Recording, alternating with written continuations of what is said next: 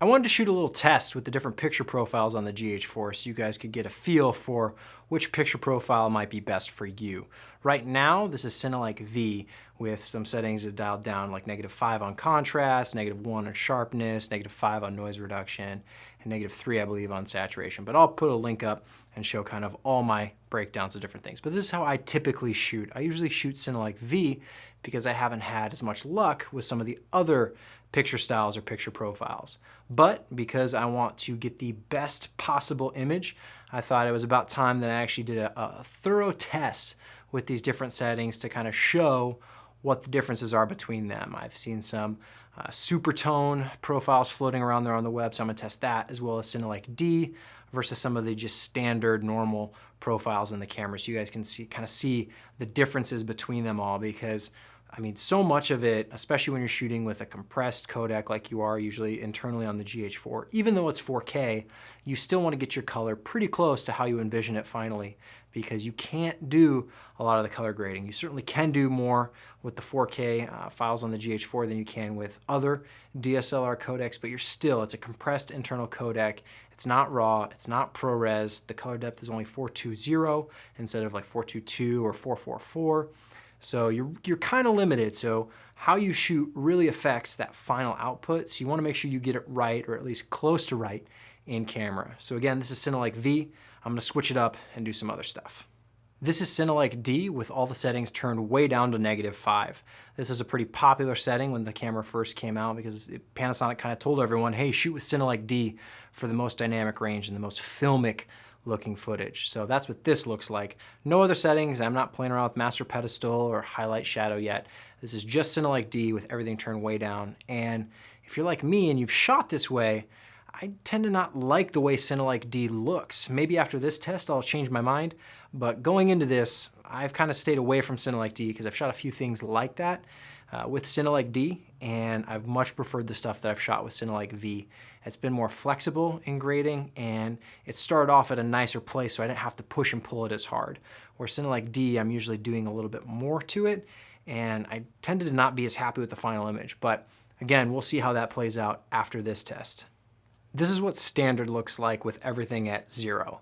So straight down the board, this is probably what the GH4 would look like if you took it right out of the box and started filming with it without messing around with any of the settings. From the tests that I've done in the past, this looks all right, but it's a little bit more contrasty, a little bit more punchy than I prefer it to be starting out. I might finalize something to look like this, but I probably wouldn't shoot something like this because it makes your options in post a little bit more limited. But again, maybe after this test that could change, because everything is staying the same. I'm not changing ISO, I'm not changing aperture, shutter speed, I'm not even changing the lighting setup. I'm staying in the same spot. Everything is exactly the same, as controlled as possible. So let's play around with this stuff in post-production and kind of see what we come up with. I'm gonna do a couple more, but after that, we'll play around with it, see how it grades, and I'll give some of my final thoughts on the different looks and what I'd probably recommend shooting with. And finally, here are these Supertone settings. These are settings that have become pretty popular with a lot of different shooters online, and they've been using these settings specifically to kind of maximize the GH4. I myself haven't shot with these settings before because I haven't had the time to get around to test them, and I wouldn't want to work on a client project without testing my shot or my picture profile first, because you never know what it's going to do. But these are these settings. There are a lot of different custom settings floating around online, and I encourage you to do your own tests, make your own decisions and your own recommendations, because it's just my opinion. I am subjective. I'm looking at it through my eyes, through my lens of the stuff that I work on. So do your own tests. But for me, this is all I have time to get around to. I can't go into all the minutia of -3 contrast or -5 contrast or +3 contrast or whatever. I'm just using Cinelike V, Cinelike D, standard, and this Supertone because this tends to be pretty popular. And if you are curious, I'm shooting at 4K, 24 frames a second. And I don't know what else there is to say other than let's throw this in the computer and see how it grades and how they all kind of compare. I'm really curious to see how this turns out because I've been shooting with Cinelike V for so long and I really like the way it looks. I can't imagine switching to something else, but who knows? We'll see. So I've got the footage in the computer, and the first thing I notice is that standard has got to go. It's too punchy, too much contrast, just like I expected, and rightfully so. I mean, I don't think this is a shock to anyone, but when looking at this, it's just, I don't want my image to look like this. It's not for me. Maybe it's for you, maybe you want to shoot this way, but no, I'm not going to do it. So I'm throwing standard out, not an option.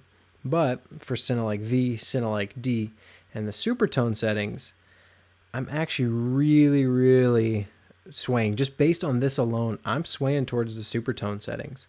Cinelike D, I still want nothing to do with. It's just too muddy. It does some weird stuff to the color, and even though it's flatter, that's not always a good thing, especially dealing with an 8-bit codec that you're not going to be able to push and pull as far in post-production. So I'm kind of throwing Cinelike D's out still. It's, there's some people who really want to take the time and play with it and make it perfect, but if I'm going just based off of how it's shot and then with the added flexibility of being able to grade it a little bit, I would still probably go for Cinelike V or even the Supertone settings. The Supertone settings, I probably would dial the contrast down a little bit, so I'm going to do a little bit more testing and see how that plays out. This was with contrast at +5, which seemed extreme, but that's what they said as a general rule just to do. But maybe dial that down a little bit to keep a little bit more detail in the shadows so they're not quite as crushed, not quite as black.